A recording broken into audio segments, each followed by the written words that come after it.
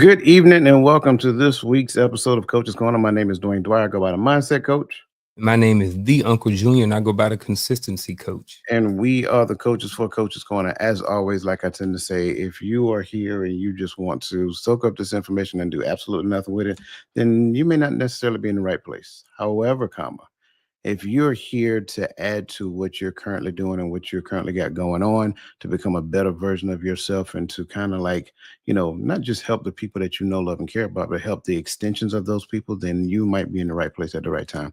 I believe you were destined to listen to the voice of myself, the mindset coach, and my good friend over there, the Uncle Junior, the consistency coach, on this evening. So please make sure that you sit back, relax, grab a pen and a piece of paper because I think we're going to have a great conversation. So, that being said, I want to make sure that I acknowledge and address my good friend over there, the Uncle Junior himself, the consistency coach, who I affectionately call C Square.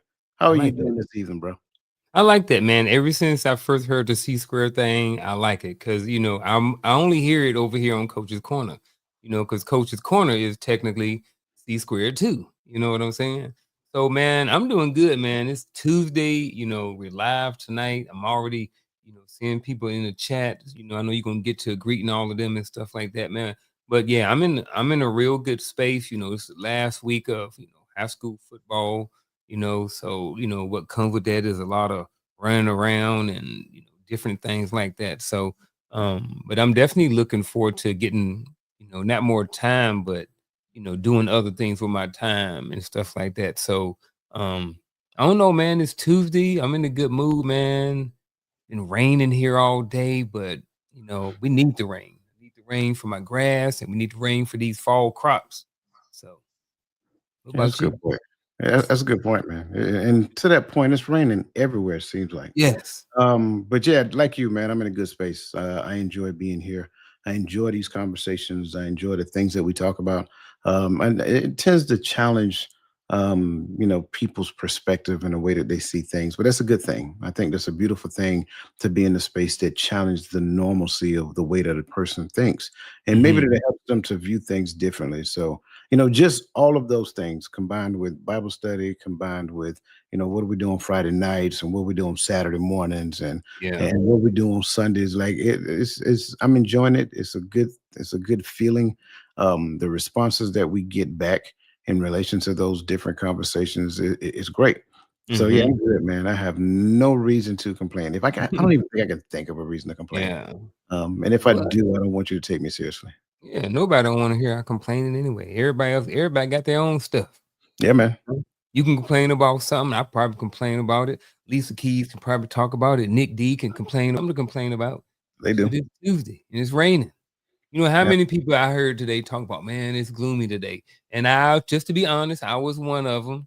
Mm, Because my office was cold. But at the same time, I liked it at the same time. I like the gloomy days, yeah. sometimes because it's um good snuggle weather. Just leave it at that. Well, I mean, so sure, it might be good snuggle weather for you, but it's good sleeping Yeah. weather for me. So I'm gonna say it that way, right? That part too. Either way, we laying in the bed, we You go, watching the man. movie or sleeping There you go. But like I said, it's always good to share conversation with you, but as just well. as well, it is just as equally as awesome to share conversation with what I tend to call the livest chat in social media. Mhm. So that being said, make sure that you get in the chats, regardless of whether I'm sorry, get in the comments, regardless of whether you're on YouTube, Facebook, whether you're on Instagram. Doesn't really matter. Just say hi because we like to acknowledge you by name here. Because we want you to understand that you're a valuable part of these conversations. So that being said, Nick D, good to see you. Welcome. Crystal Everett, good to see you. Welcome. Lisa Keys, good to see you. Welcome. Miss Charlotte Jordan, as always, good to see you and welcome. His Divine Appointment, good to see you and welcome. Miss Maya Jenkins Hobson, good to see you and welcome. If this is your first time joining us on this channel or even on Coach's Corner, make sure if you're on YouTube, look in the lower right hand corner of your screen, find that YouTube icon, put your cursor on top of that. There's going to be a flyout. Click on that, click subscribe. Don't forget to find that notification bell, hit the drop down arrow beside it, because that notification bell will let you know every time we go live on this channel. Oh, yeah, by the way, make sure that you select all. Don't just select, every now and then, maybe, possibly, whatever the case may be. So that being said, man, you want to kind of get this party started? Unless you have anything else Man, you want to share. I'm like Charlotte Jordan said. She said something about this gonna be a good one tonight.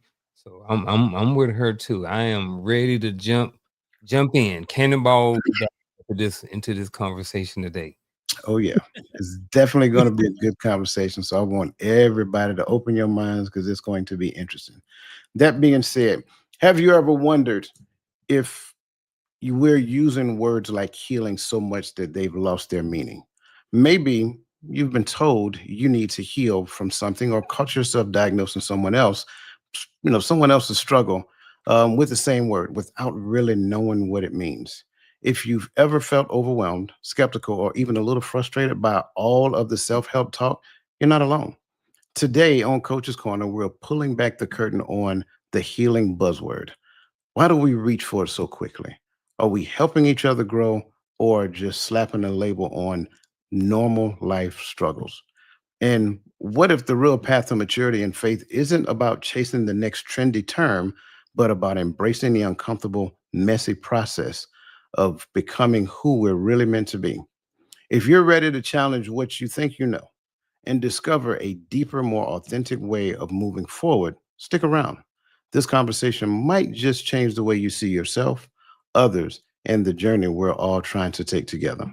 So, that being said, you know how I like to do. We always tend to start off these conversations with a few defining points, and those defining points kind of get us going in the right direction. And I don't want to put a question out there. Well, I think I will. Let me do a question first, and then we'll kind of unpack that. So, what if the very thing, and this is not a question to answer, this is a question for everybody to think about. What if the very thing you've been told you need to heal from is actually the doorway to your greatest growth? Would that motivate you to begin, not just begin, but also sustain your healing journey? Just kind of let that marinate in your head. And if you want to, you can put yes or no in the comments. Love to see what the responses are. Again, what if the very thing you've been told that you need to heal from is actually the doorway to your greatest growth? And if you knew that in that moment, would it motivate you to begin and sustain your healing journey? Now, as we dive into this, I kind of want to unpack what this word really means. Because if I was to just ask you and put you on the spot off the top of the dome, it might be a little difficult. I know it would have been for me Hmm. some years ago, because again, it's not say you hear it, but no one really defines it. So, what does healed mean? And I'm talking about healed from a standpoint of it being completed. And it refers to a subjective state in which an individual has undergone a transformative process of recovery and integration, leading to a sense of wholeness, meaning, and well being. It's not just solely defined by the absence of symptoms or problems, but by the person's own perspective. Remember that. By the person's own perspective. And I say this part again, by the person's own perspective of having transcended suffering, achieved personal growth, and restored balance in their life. It is a multidimensional, it is multidimensional, involving emotional, mental, relational, and sometimes spiritual aspects, and is often facilitated by supportive relationships and self acceptance. And if I was to adjust anything within this definition, I would move the word sometimes in front of spiritual and say always. Now, based upon everything that you just heard in relation to that definition, do you agree, disagree, or how would you see it differently if you didn't? I like it. I like it. I don't know if I want to add this to the definition or just speak about it. And I think I'm just going to speak about it. One of the things that caught my attention was the part that you highlighted. Um, with the perception by yes, by the person's own perception. And the only reason I landed right here was because I hear people say, "Oh, I can tell he ain't healed by the way by his actions." So that's what I thought about when I saw that little piece right there. And I everything in me tells me that we're going to get there at some point. So I don't want to change anything about the definition. I just wanted to highlight that own perception piece right there because I do believe that. Um, I don't know.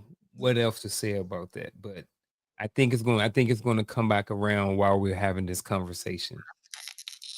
You just gonna sip your tea? I'm just gonna sip my tea right there. And I love Uh-huh. that you said that because if you guys were paying attention, we've been talking about the difference between perspective and perception for Mhm. quite some time. Not just on Coach's Corner, we've been talking about it in Ignatium in Bible study, because I think it's an important thing for us to understand when it comes down to perspective and perception, understand the difference between the two. So yeah, I think that's key. But no buts. And um, that said, let's kind of jump into this first question because it Okay. is about the definition. Mm. Do you believe, in your honest opinion, most of the conversations about healing considers the holistic concept of healing and are equipped to aid in the process of the healing journey?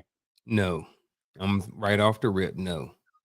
You had no Absolutely not. hesitation. No hesitation, brother. Because, and I'm gonna start by saying that this is not to say that there are not people out there giving and talking the good stuff. But I think most people are busy, they have families, they have a lot going on. So a lot of times they're not really digging deep. I heard this on Coach's Corner, and then they told this person, then they told person, then by the time it got to the fourth person, it's kind of the definition of the word healing has adjusted a little bit. So no. And also to dig into that a little bit too. I think when people are on there, I think for the most part, I think people mean well. I don't necessarily know if everybody's necessarily equipped to do that. You know, Even if we talk about, oh, something going on, we go talk to Big Mama. Something going on, we go talk to the pastor. These are all good people to talk to. However, though, they may not be equipped to aid in the process of the healing journey. How often do you get to talk to your pastor and be on a journey for 3 months, 6 months, all these different things like this with Big Mama? Big Mama got other kids and other grandkids and stuff going on like that too.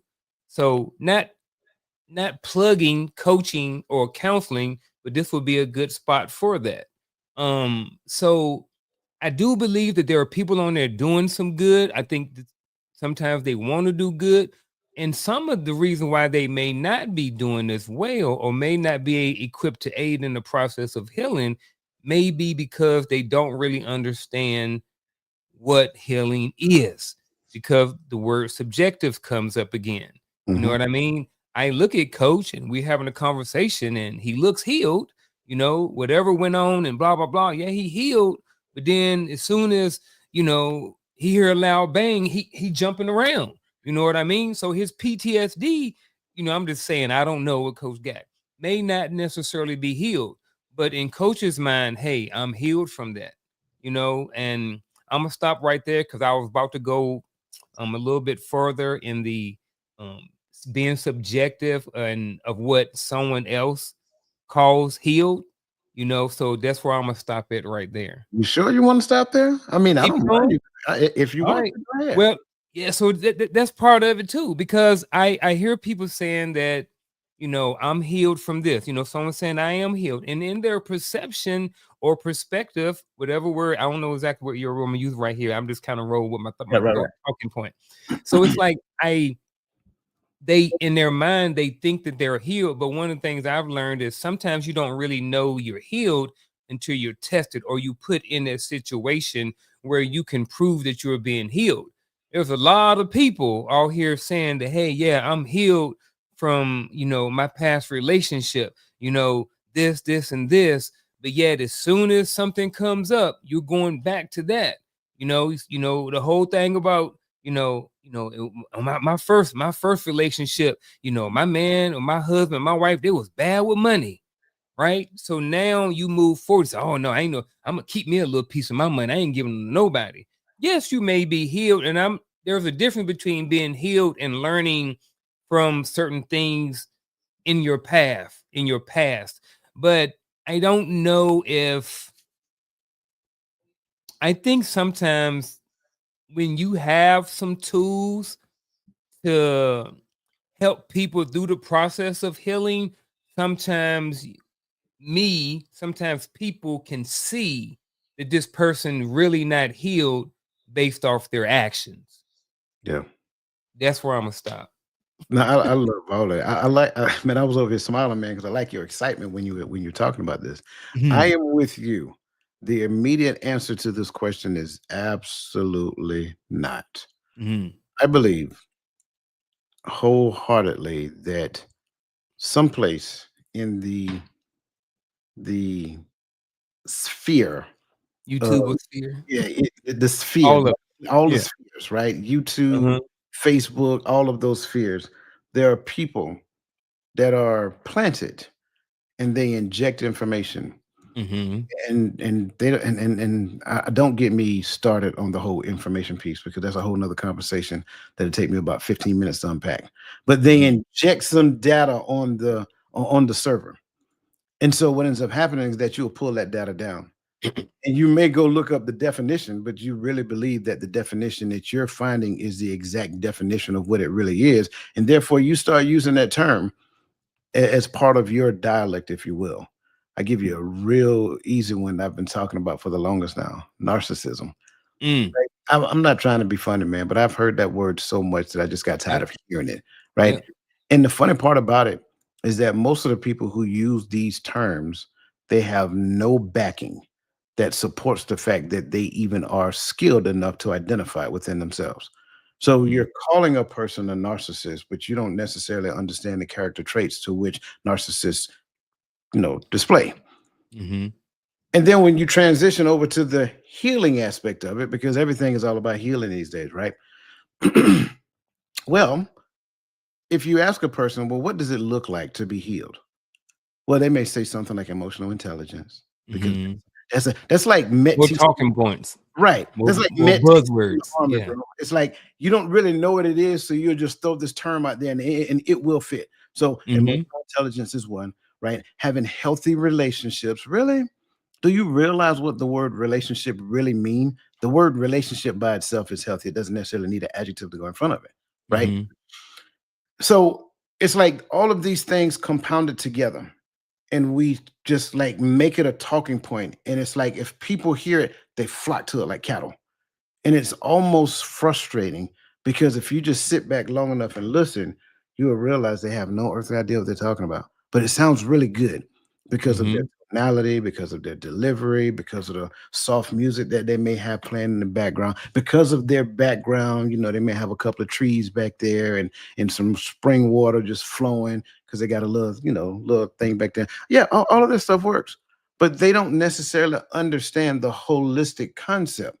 It's not something that you're gonna listen to a podcast and then somebody shares something in a situation, an exact situation as an example, and then you be like, "Yeah, I do that." Well, all you got to do is this, and then next thing you know, you start practicing that thing, and then, oh well, I'm healed from it. No, you're not. You're not healed from it. Separating yourself from a thing and healing from the thing is two totally different things. And so that's the environment that we'll find ourselves in. So we'll withdraw from the situations that we know will trigger us. Oh, yeah, that was a word too. Because at one point in time, we'll set the conditions and we'll tell people, well, that triggers me. Well, if you know it triggers you, why don't you go get some help and stop telling people what triggers you? Right. So it's like all of these things compounded and packed into one, and just kind of served up. And then we say, oh, I'm looking for a relationship. No, you're not. No, you're not. mhm, You're not ready for a relationship, because you're going to sink the ship in every boat you get in. If you can't be the captain of the ship, you're going to sink it. And that's ultimately how it is. And it's frustrating. It's mind numbing. And I can hear it in people when they talk sometimes, a lot of times, to be honest with you. And it's like, yeah, I'm good. Okay. That's what's up. I believe that you believe that. mhm. I don't believe it, but I believe that you believe that. And it's like, I don't know, man. It's like this is the space that they stay in. And just pay attention, because periodically you're going to see a new word. It's going to be another one. I promise you. It's going to be a new word that shows up, and everybody's going to grab it and put it in their toolkit, and they're going to just start overusing it again. So that's just my thoughts in relation to this. And your thought went where mine went too, because you said, I know you said You said you healed, but I don't believe it. So right there. And people do that, but just like everything else, there are people that are trained or who have been taught how to identify certain things in people. When you are a coach or a counselor and stuff like that, you are trained to identify things in people because that's part of what the not the coaching. Coaching is now to the future, but the therapy part is the back part to where you are right now. He being healed from something, trauma, something in your past, right? And I think when you have people, I do like that, and this goes back to what I said. I do believe that there are some people out there who can do it. There are some people who are trained to identify and diagnose schizophrenia, to diagnose not misogyny. What's the word you used? Oh, narcissism. Narcissism. Yes, that's you have to be a doctor to diagnose that, right? No, Well, it's not a you, doctor you thing. you have to have the clear understanding of being able to identify the behavior trait, but Okay. there is no aid for it. There's No. nothing you can do for it. That's the sad part about it. It is what Yeah, it is. just work on yourself. Well, I mean, you can't. But the hard part about yeah, you can't yeah, that's the hard part about. So that means you would have to have just back to the first part of that, the first question of the night. You know what I mean? It goes back to that. You know, if you're a narcissist, you wouldn't even be able to identify, the issue you have. So you would almost have to have someone who is capable to identify those traits and behaviors to say, hey, look, uh, maybe a little narcissist, brother. Yeah, Like based off of this, how you acting, how you moving, bro, you probably a narcissist. yeah. I would tell you me, I would welcome that where I'm at in my life right now. But I know we ain't on that question, but we just And kind of circling and around. I'm not saying that there's nothing you can do for someone Yeah, who has that, right? There's yeah, absolutely something you can do. The issue is that they can't tell that they are. So yeah, what they're believing is that they're right and everybody else is wrong, right? true. So that's a whole nother conversation though. Yeah, Um, listen, if you guys have joined us, by all means, make sure you hit that like button and make sure that you share it because if you have not, you might be shortchanging somebody on some very interesting information. And again, remember, this is all this is all awareness and challenging assumptions. That's all it is. We're not trying to yeah, offend anybody. So please don't choose to take offense. Just yeah. consider it. Consider it and listen to what is actually being said. I'm loving what they're saying in the chat. So please, as always, you guys know how we do. Put all of your information, put all of your thoughts in the comments. If you have questions, make sure that you put those in the comments as well. You guys know I would tear a show up just to make sure that we are answering questions. So Nick D said no, because I am not certain we all understand what true healing is. I Mhm. agree. His divine appointment said, I believe there are several layers that has to be peeled back. What measures what those layers are? Ish. I can go into more details about that later, but yes, she agrees with what you said. Buzzword, catchphrase, absolutely. Discovery, considering examining your behavior and talk to someone to help you with your blind spots. Nick D said those are the same people who say that you need to accept me as I am, etc. No, no, I do not, and vice versa. Yeah, say it backwards. No, no, absolutely not. Yep, she witnessed that behavior. They need to talk Last night, to SMH. well, I ain't gonna, that's why I kind of speed past that because Yeah. I was in the room and it was interesting. They need to talk to coach because he can make a blind man see the issue he needs to work on. You guys are a mess. I love it though. And take their insecurities and call it an attack. Yeah, that actually did Mm, happen. Whole nother conversation. Okay. mhm, We're gonna kind of dive into this and we're gonna start off with the pathology of growth. And the concern here is that the overuse of healing dilutes its meaning and risk pathologizing normal growth. And just pathologizing just simply means regarding or treating as psychologically unusual or unhealthy. Um, we need to understand that words mean things, like I've been saying before. Words have somewhat of a magical power. They can bring either the greatest happiness or the deepest despair. Words are capable of arousing the strongest emotions and prompting all men action. Sigmund Freud, you guys should be very, very familiar with who that is, even if You know, even if you don't know the details behind him, because he was an interesting guy.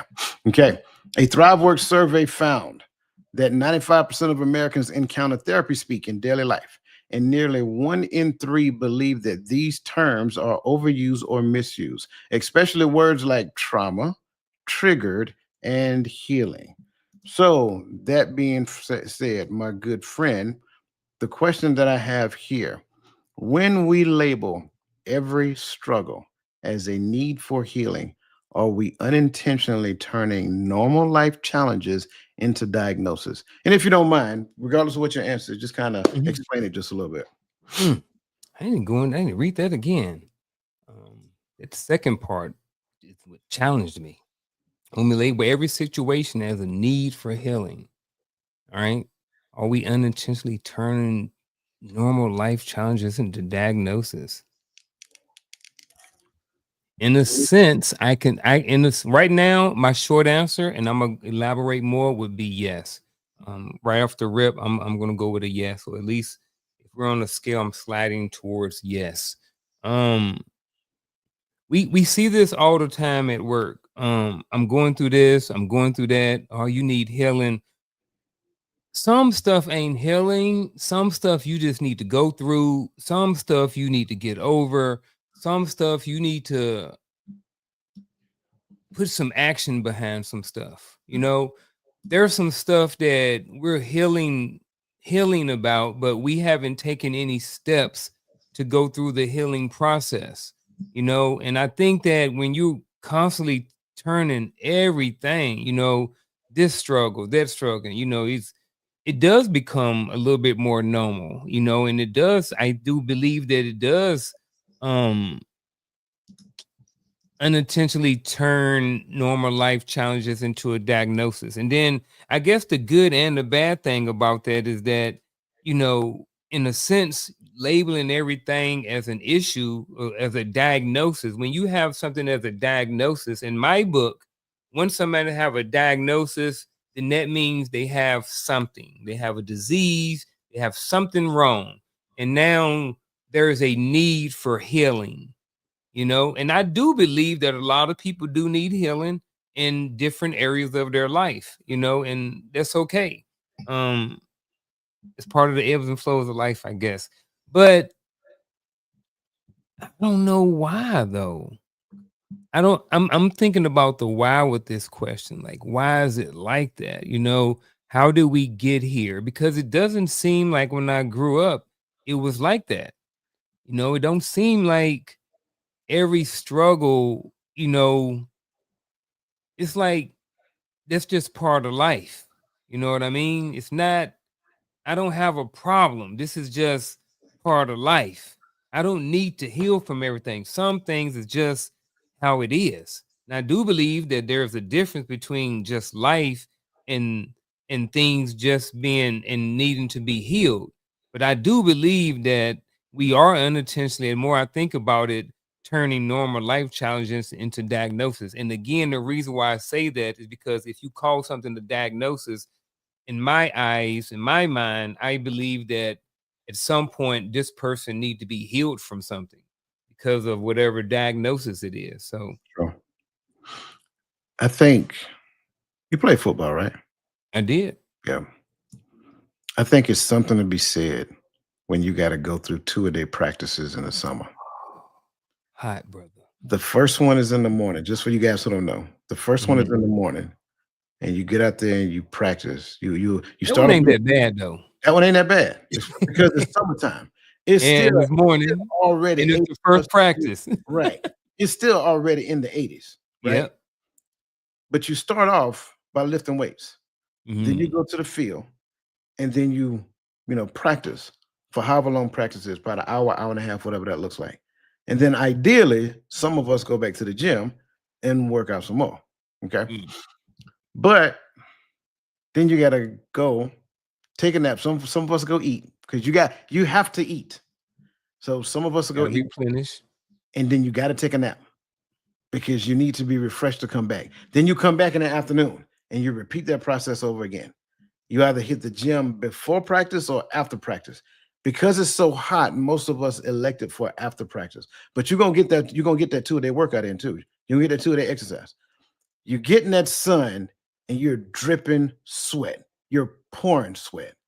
There's something to be said about that level of competition, going through that level of adversity and building up that level of resiliency so that when you hit the football field and you lose the game, you don't break down.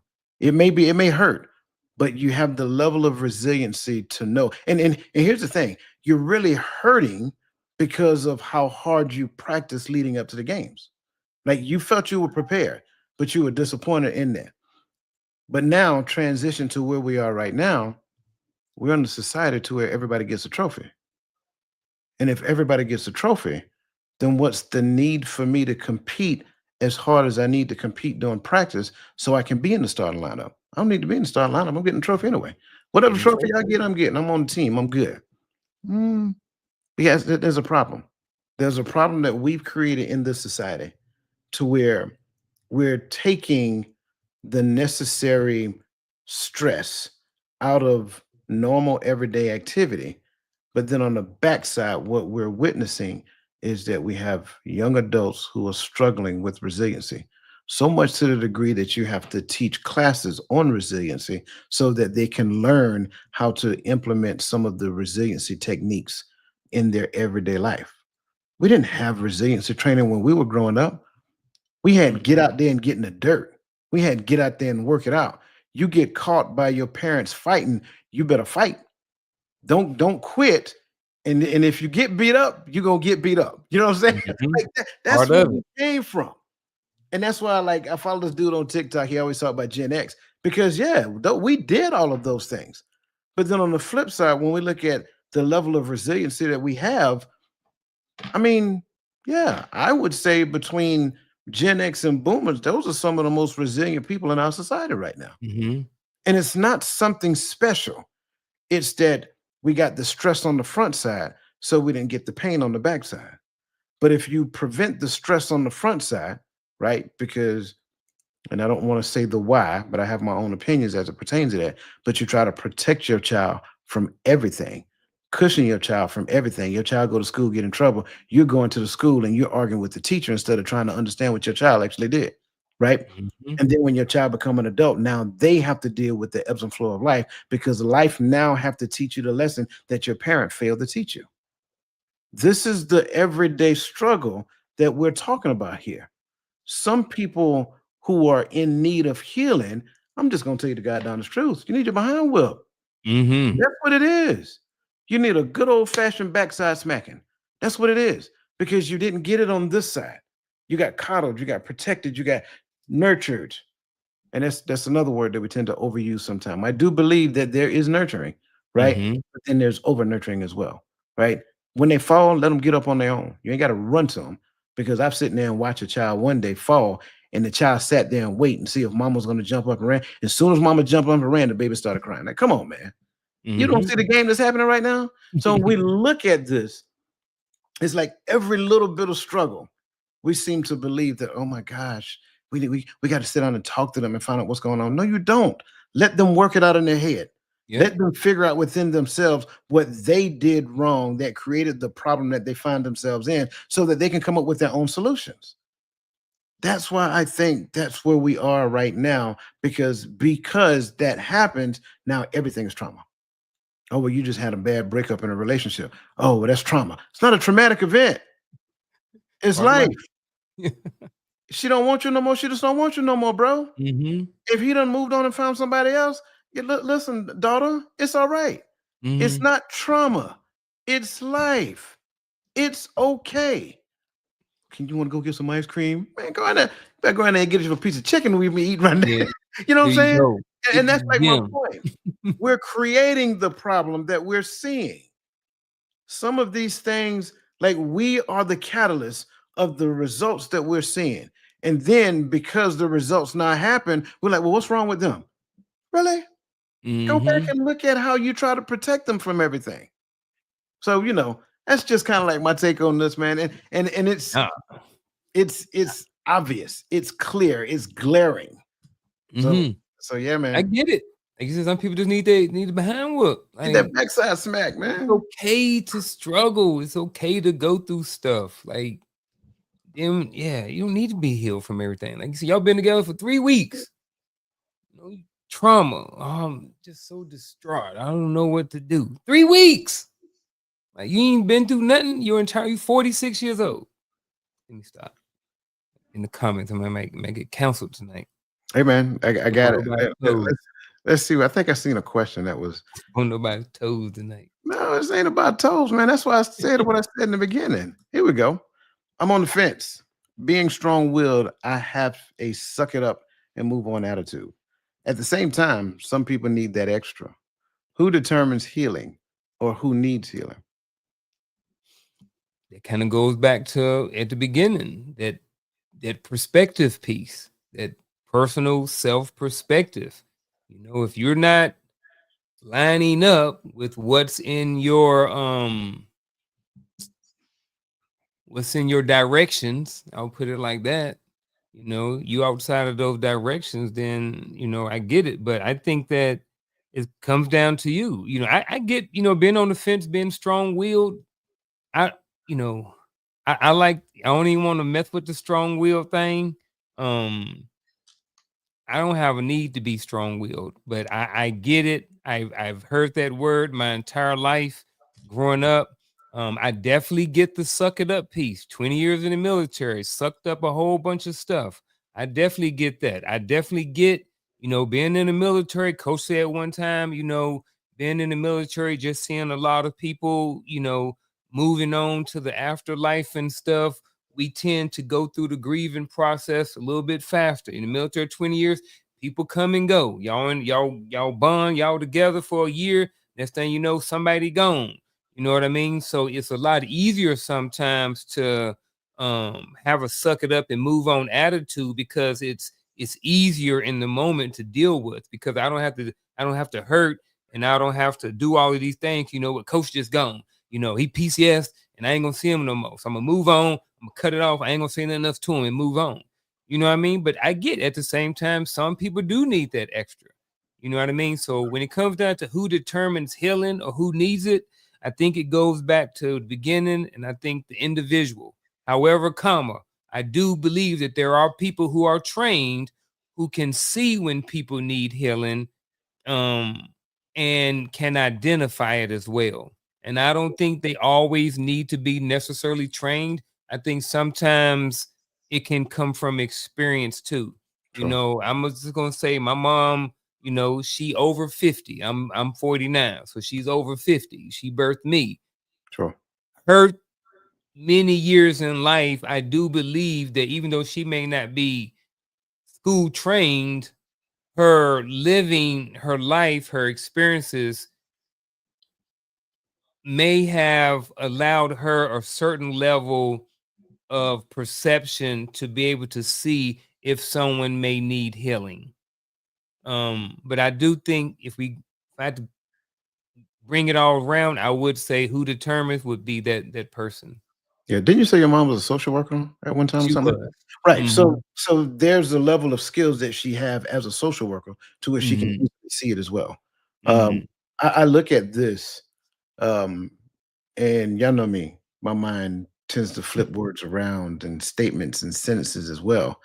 Because the one that stands out to me is not so much as the question, it's the leading to the question. At Mhm. the same time, some people need that extra. How do you know? I'll stop there. And this is not a question directly at her, right? But this Mhm. question, like, how do I know that they need it? What evidence do I have that says that some people need that extra?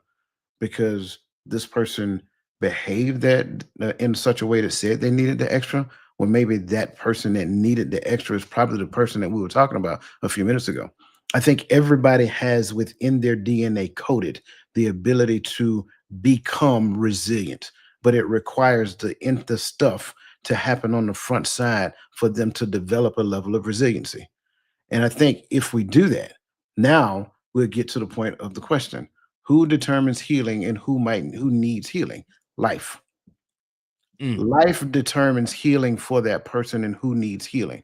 Because when that person tries to, interact with society, develop these relationships, and these relationships lack the depth and the breadth and things of that nature. They try to have intimate relationships, but what they find is that once that relationship hit a certain phase, it starts to become friction points because of one reason or the other. And I'm just going to talk about me because I'm not going to talk about anybody else. Hypothetically speaking, let's just say I've been in 5 relationships in the past year, and I'm the common denominator in every last relationship that I've been in, and all of them. At some point, I got to look in the mirror and take ownership of of the things that I've done in that relationship. So that's what I'm saying. Life determines it. I have to recognize that I am 100% participating in the life that I'm living. Once I recognize that, then I'll stop blaming everything and everyone else for the life that I am dealing with at this particular point in time. So it's not that what we're saying is that this person needs to do this and this person needs to do that. And this, no, what we're saying is that life is telling on people every day. In common social media circles, they use this term called crash out. We used to call it having a fit back when we were young, Mhm. right? Crash out. What makes a person turn the camera on and start yelling and screaming at the camera because this thing happened? Whatever this thing is, it changes every 6 or 7 months. This has happened. So this thing. One time I seen people crying and yelling because the grandparents aren't keeping the kids so that the parents can go live their life. Are you kidding me right now? This just got to be a joke. This has to be a joke. There's Mhm. nowhere in the world a full-grown, red-blooded adult is on the camera on social media crying, upset, yelling, and pleading their case because their mother or their father won't keep their kids so they can go and hang out with their friends. Come on, man. So that's what I'm saying. We're not determining it. Life is determining it for that person. Go ahead, Unc. I like the life piece. I have a follow-on question to the life piece. Mhm. If life determines when I need healing, do I have to be observant to that? My point is what I'm saying is this. If if something comes to if I can't recognize it, you know what I'm saying? I guess that's the only piece I have. It's not a hesitation, it's more I want to know more. Sure. If life happens, but I can identify that this is something. Now I know for me, if X, Y, and Z happens, and I'm like, dang, bro, you need to work on that. The way you came across, what you said was not, in indicative of how a Christian man should be speaking, right? Because I'm aware of that, I can identify that flaw or that space in my life that may need some healing, Mhm. but the person who can't see those things, what do you say to that? Because I get that the life happened, Sure. I can identify it, but 10 years ago, wouldn't been able to identify it. It's just this is who I am and this is how I am. Yeah. So to that question, you see something. I'm not inclined to believe that you are not witnessing anything happening in your Mm, life. okay. You have the relevant evidence to draw a conclusion from that evidence. I think when you mature enough, when it happens to you enough, you'll start considering the other side of the evidence that you have perceptively accepted, right? Because again, remember in the beginning, well, the reason why as a Christian man I responded that way is because you said this.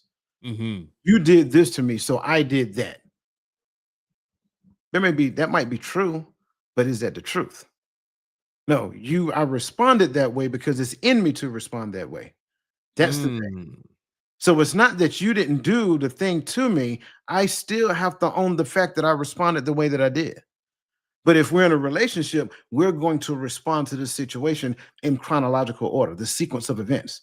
Let's discuss the sequence of events first. So when now in this discussion, we'll talk about what happened first, then we'll talk about what happened second.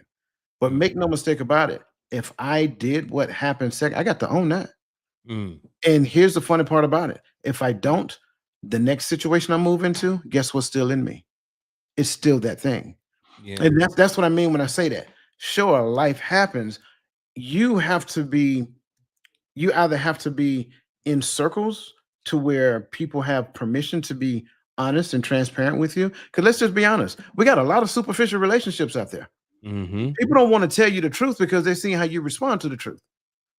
So what they do is they tell you the version of the truth to where it don't cause a rift between you and I. No, that's not a relationship.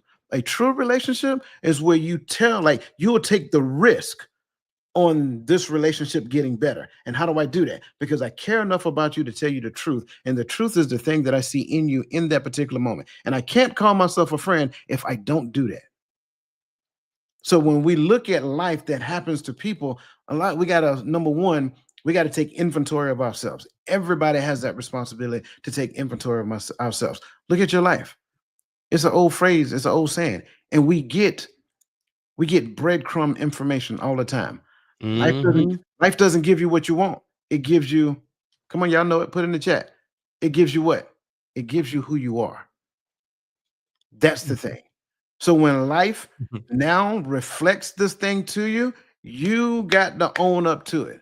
When I look at my life, I am the reason why my life is the way it is. Now I know somebody gonna be like, yeah, well, you got systemic this, you got systemic that. Yes, that's true. It's been there from the day that you were born, and it still exists now. So why are we still blaming that as the excuse? Yep. At some point, you got to move beyond the excuses and create the reality that you really and truly want. So when we look at these things, it's not that we're saying that everybody is a cookie cutter of themselves. It's not what I'm saying. And if that's what you heard, that's because that's what you wanted to hear. We have to recognize that there are things that exist to where even though there are some minor differences within us, and those minor differences really aren't worth talking about as much as we do talk about them. But the likenesses, the principles, the laws, the theories, right? The way that you actually do this, like if you and I, if you came to my house right now Mm-hmm. and we got in the driver's seat of our car side by side, I promise you, we'll probably get in the car almost like the same way. Mm-hmm. Almost. There may be some people who open the door and turn around and put their booty in first and then sit down, probably because of some type of ailment. But in most Mm-hmm. cases, what we'll probably do is just open that door and put that right leg in and then just, jump up in there because we both drive trucks, right? Yeah. Just jump right up Mike in there. Leary have to jump There up it in is. line. Right. We're not the same height. We Mm-hmm. don't even have the same frame, right? But the way that we do things are so similar that it's a waste of time to talk about the differences. And that's what we do. Mm. We major in the minors. And when we major in the minors, there is no room for the necessary change that we need. Now, I know I've been on my soapbox about this for a second, but I mean, I I, like it. I think this is important, man. I think it's that important. Even Um, majoring in the minors, even that statement right there means a lot, because that's what we do a lot of times. We spend a lot of times worried about the little stuff. That stuff ain't it's not that important. Why are we yeah, spending so much time on this? yeah, Like, yeah, man, I get you on that. yeah. And Maya, thank you for that question. And again, I wanted to make sure it wasn't directed at you, but it was such a good question. I Yeah. know someone else had that question, so that's why I want to answer it in its entirety. Mhm. Um, so yeah, let's just keep pressing, man, because I had no idea that we were sitting at 48 minutes already. The Jeez, yeah, we're only like 2 questions in. bro, I'm telling you. Mm. The effect of labeling others. Man, this is I don't even know. I don't even know what to say based upon the time. All right, labeling others Ooh, with therapeutic terms can hinder genuine growth and foster a misogynist. victim and foster a victim mentality. The best years of your life are the ones in which you decide your problems are your own. You realize that you control your own destiny. That came from Mr. Albert Ellis himself. I like that. Yeah, me too, man. I I love like it. Ooh, that's Research powerful. shows Research shows that self-labeling as a victim versus a survivor significantly impacts resilience and recovery outcomes. Over over pathologizing can reinforce a fixed identity around suffering, hindering personal development. Now, I had something came to my mind, and I just don't want to say it right now. I'm just going to dive into the question. Just gonna dive into the question. Yeah, my gear started grinding. Yes, sir. No, that first yeah, mm, yeah, yeah, let's just move to the Yeah, question. man. Are we helping or harming others when we diagnose their immaturity as unhealed trauma instead of encouraging responsibility and growth? We are Oh, harming. We are harming others. That's my personal opinion. No hesitation. We harming people. You know, diagnosed immaturity is unhealed. Some of it, like you said, some of y'all need y'all behind whoop. And who get behind whippings? Immature kids. That's who get behind whippings. So the whole behind whipping and the whole immaturity go hand in hand. You know, and like you saying, encouraging responsibility and growth. Bro, look, that ain't how you supposed to be acting. You know what I mean? It might be harsh. You can be direct, however you want to say it to somebody. But like you said, if I'm really your friend, we really have a relationship, it shouldn't be an issue bringing something to someone's attention. And if it's going to cause harm, maybe we ain't like that anyway. mm, I don't want a bunch of people in my life. I don't want to be coddled at 49 years old. I look at it as like, don't treat me like no punk. I'm gonna leave it like that. Like, you think I'm weak or something that you gotta coddle something to me and saying, "Hey, look, your beard jacked up." I'm just using that, or I'll use something more relevant. The way you talk to people is very condescending and you know very egotistical, and you think you know everything. Okay, I would rather you say that than be like, man, how you been talking, brother? You know what I mean? Like, bro, no, look, I'm not 5 years old. I'm not 2 years old. You ain't got to spoon feed me my information.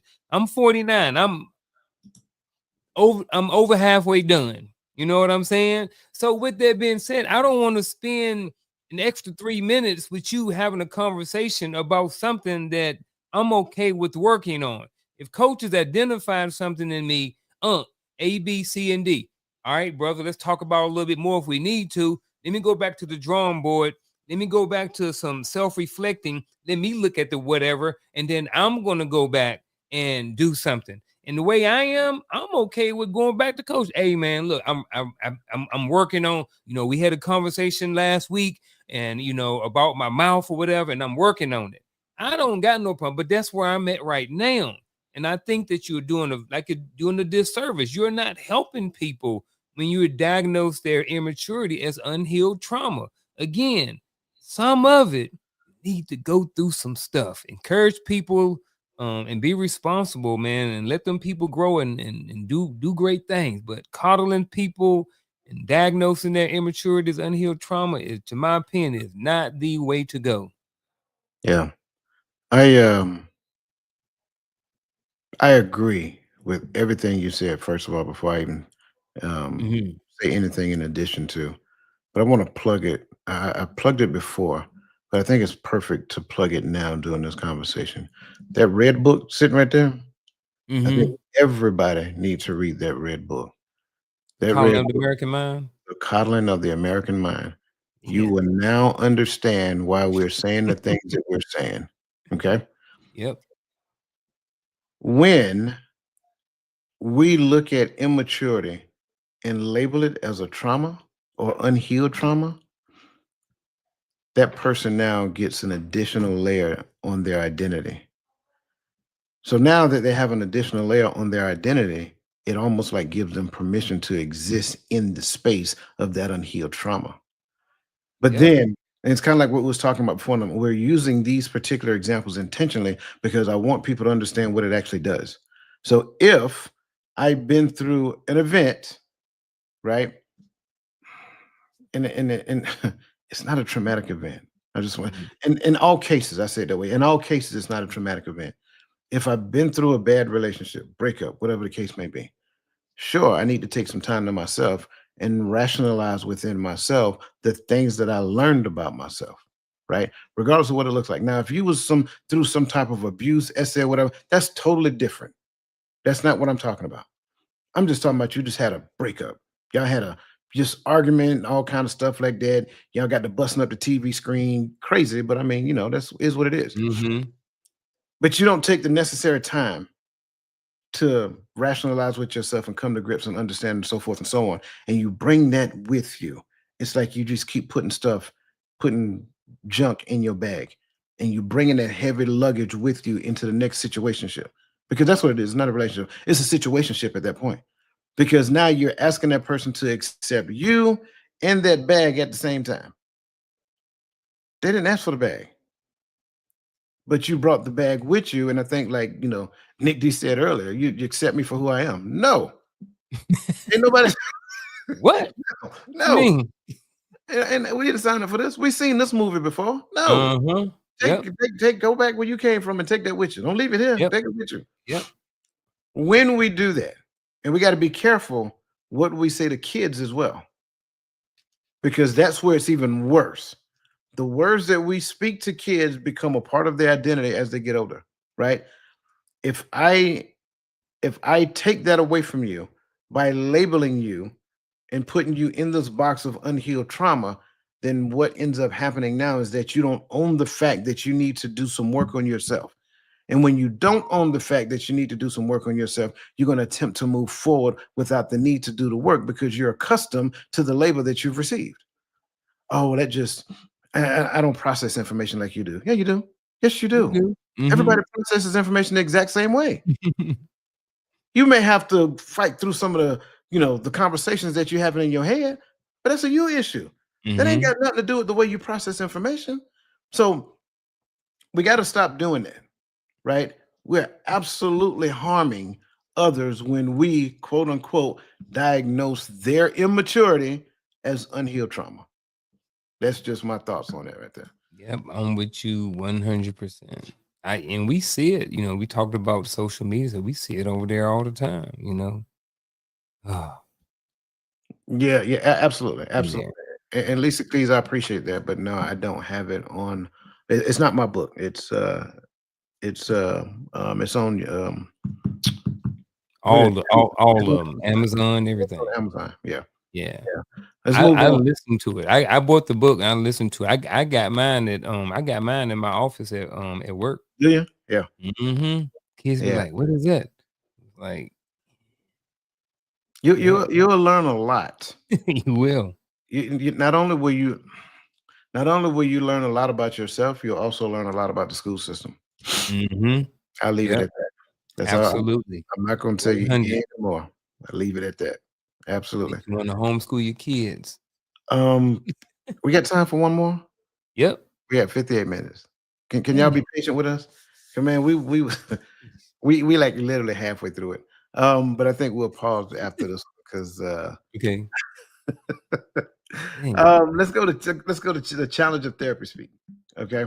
Um, as it pertains to the challenge of therapy speak, the rise of therapy speak reflects a cultural shift, but also creates new challenges within itself.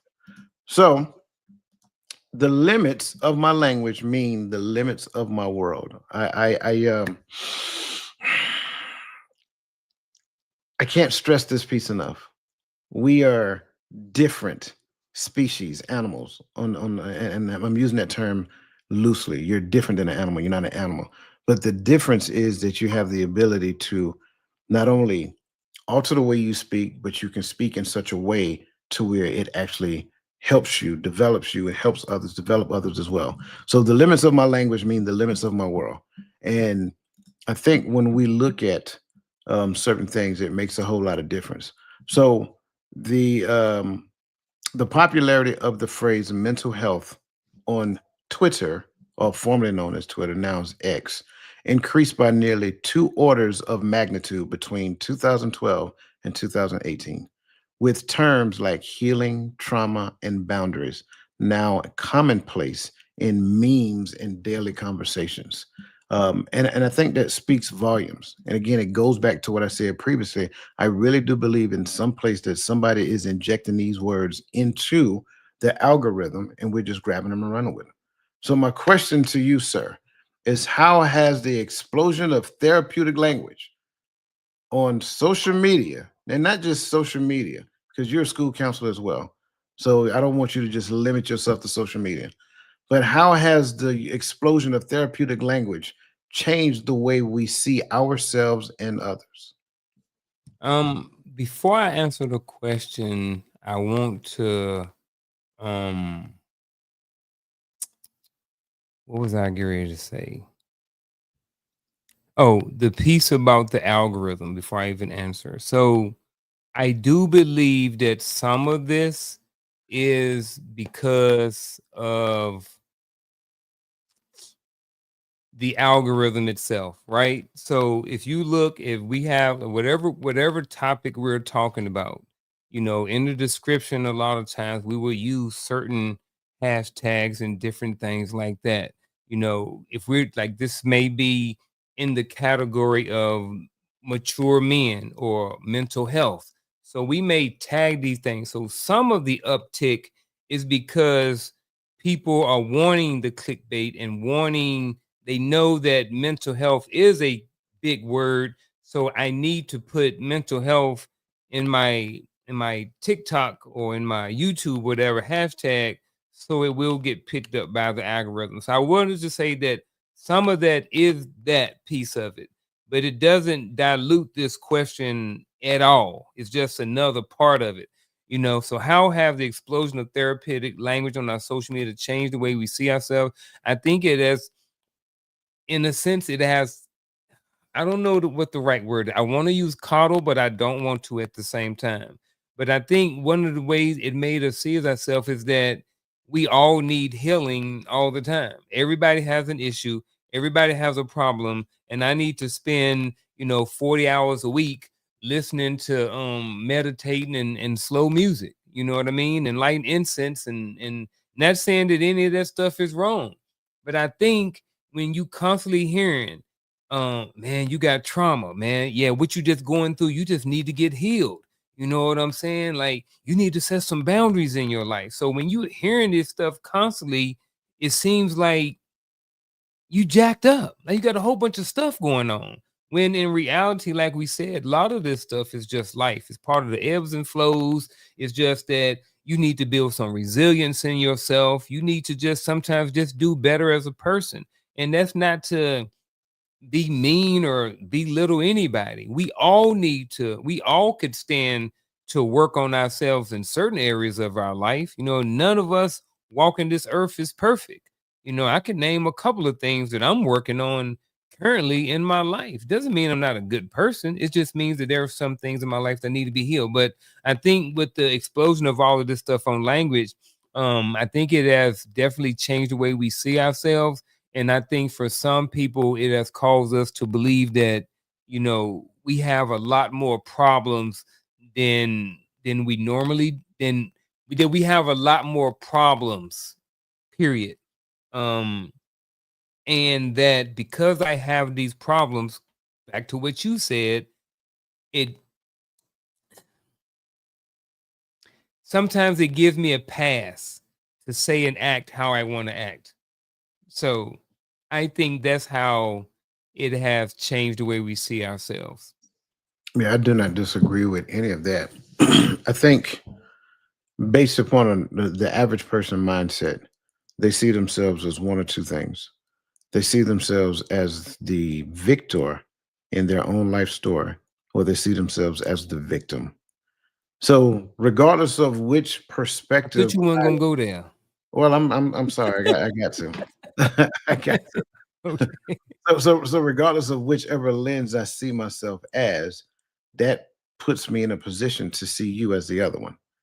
And then when I see you as the other one, now I have the title that I'm going to drape around your neck.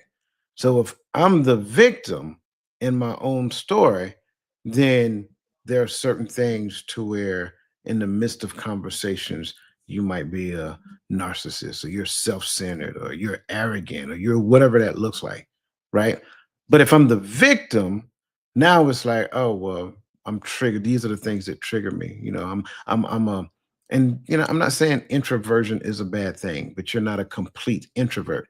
And if you pay attention in society, that's how people will purport themselves. They will purport themselves as a 100% stark introvert. No one is a 100% nothing. You're not a 100% introvert and you're not a 100% extrovert. Like I tell it to all people all the time. Like people ask me like, how do you see yourself? Are you an introvert? Yeah, I am an introvert. I like being at home. I like being the comforts of my own home, not dealing with all of the other stuff. But do I like being around people? I absolutely do. But I don't wake up in the morning like, yep, I need to go find 15 people to go hang out with today. That's not me. Nope. Hey man, let's go to the club. No, I'm not doing that. Hey, we got some tickets for the symphonic orphan. I'm not doing that either. No. But when I'm at work and I'm standing in front of them students and I'm teaching, it's like I'm having a good time interacting with them and going back and forth and learning about them and what is exciting as they see life through their lens because they're in their 20s. I'm in my 50s. So it's exciting to see to help for them to help me to understand what this world looks like through the life of their lens right now. So I think when we look at the explosion of this therapeutic language, we automatically start diagnosing people who either number one don't need a diagnosis because there's nothing wrong with them, or number two, I gave you a diagnosis because I believe something wrong with you because there's nothing wrong with me. I'm just saying, there's absolutely nothing wrong with me, so it has to be something wrong with you, right? So that's how we view things. And in all actuality, what might be the truth is that I am looking at you through the lens of the immaturity that I have. Therefore, I conclude that everything is wrong with you. No. At some point, recognize that you are fully participating in the life that you're living. Mm, that was good. Hey, That was man, good. I liked it. this conversation is good. I just hate that, man. And we, dang, Yeah, we've been that going was a through. quick hour. It went by real fast. Yeah, Listen, real fast hour. as always, we like to get to this bittersweet moment to where we tend to give you, our parting thoughts. And so what we're going to do is transition and give you what we tend to call actionable advice.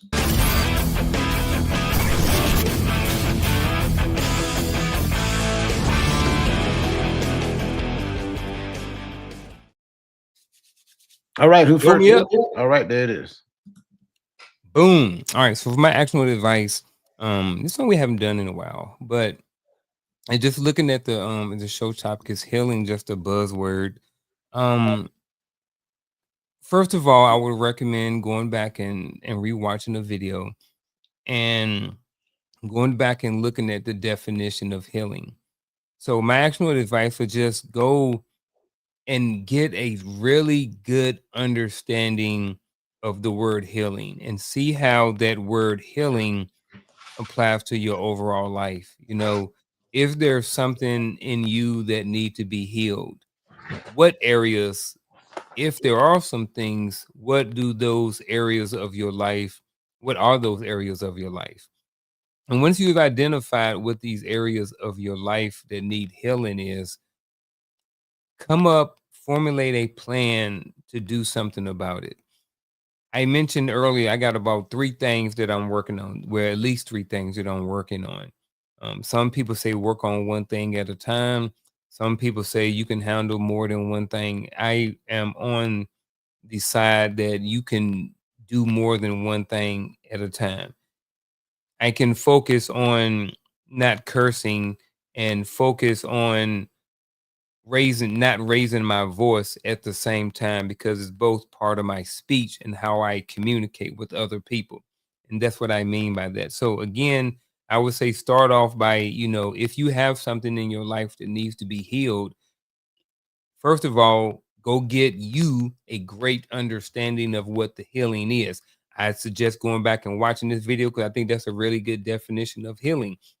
And then after that, once you identify these things, come up with some sort of plan so you can be healed in these certain different things. So that's my actionable advice for this week. Okay. I get no proceeds from this book, but I think everybody can see that. I think this is a great book to read. You're going to learn a lot as it pertains to behavior, how behavior has affected the long-term effects, not short-term. How some of the things that were taught, some of the things that were you know, shielded from children, the long-term effects of that.